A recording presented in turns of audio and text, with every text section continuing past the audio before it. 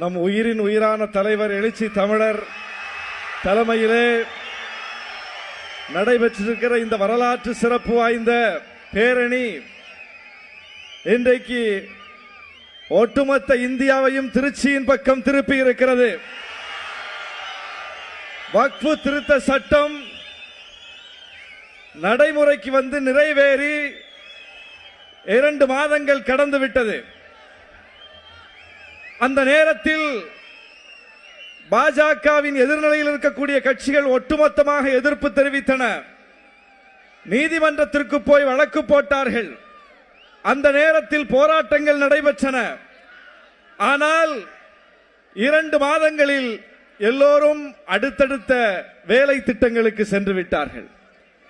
யார் பேசினாலும் பேசாவிட்டாலும், யார் மௌனத்து கிடந்தாலும், விடுதலை சிறுத்தைகள் பேசாமல் இருக்க மாட்டோம், மௌனித்து கிடக்க மாட்டோம் என்பதை உணர்த்தக்கூடிய வகையில் நம்முடைய தலைவர் அவர்கள் இன்றைக்கு இப்படிப்பட்ட ஒரு மகத்தான பெருந்திரள் பேரணி, இந்திய வரலாற்றில் எப்படி தேசம் காப்போம் பேரணி முத்திரை பதித்ததோ அதுபோல இன்றைக்கு மதச்சார்பின்மை காப்போம் பேரணி வரலாற்றில் இடம்பெற்றிருக்கிறது. தேசத்தை காப்பாற்ற வேண்டும் என்றால் மதச்சார்பின்மையை காப்பாற்ற வேண்டும். மதச்சார்பின்மை இல்லை என்றால் தேசம் இல்லை என்கிற நிலை உருவாகிவிடும்.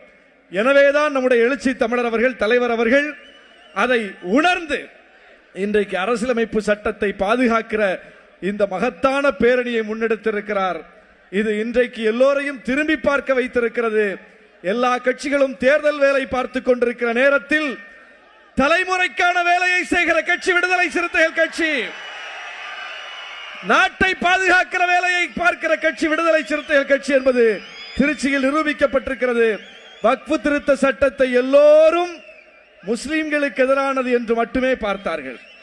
ஆனால் அதை தாண்டி இது அரசியலமைப்பு சட்டத்துக்கு எதிரானது என்று பார்க்கிற விரிந்த பார்வை, தொலைநோக்கு பார்வை பெற்றிருக்கிற ஒரே தலைவர் நம்முடைய தலைவர் எழுச்சி தமிழர்.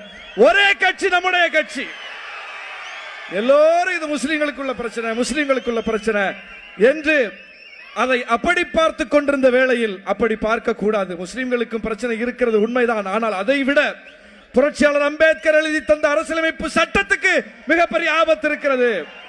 எனவே எப்படி குடியுரிமை திருத்த சட்டம் வந்த போது அதை எதிர்த்து தேசம் காப்போம் பேரணியை நடத்தினோமோ, அப்படி இன்றைக்கு வக்ஃபு சட்டம் வந்தபோது, திருத்தம் வந்தபோது அதையும் எதிர்த்து இப்படி ஒரு பேரணி நடத்தி இருக்கிறோம். எழுச்சி தமிழர் முன்னெடுத்த எந்த போராட்டமும் வீழ்ந்ததாக தோற்றதாக வரலாறு இல்லை. இந்த போராட்டம் கட்டாயம் வெல்லும். எப்படி எழுச்சி தமிழர் எதிர்வினை ஆற்றும் போதை சொன்னோம் நீதிமன்றத்தில் பாஜக வாங்கி கட்ட போகிறது என்று, அதுபோல இப்போது அதுக்கு இடைக்கால தடை வந்திருக்கிறது. எப்படி வேளாண் சட்டத்தை திரும்ப பெற்றுக்கொண்டு புறமுதுகிட்டு ஒன்றிய அரசு ஓடியதோ, வேளாண் குடிமக்களிடம் மண்டியிட்டதோ, அதுபோல இன்றைக்கு வீரஞ்செறிந்த விடுதலை சிறுத்தைகளின் போராட்டத்தின் முன்னால் மண்டியிடும். விடுதலை சிறுத்தைகள் எடுத்த போராட்டம் வெற்றி பெறும், வெற்றி பெறும் என்று சொல்லி வாய்ப்புக்கு நன்றி கூறி அமர்கிறேன். நன்றி, வணக்கம்.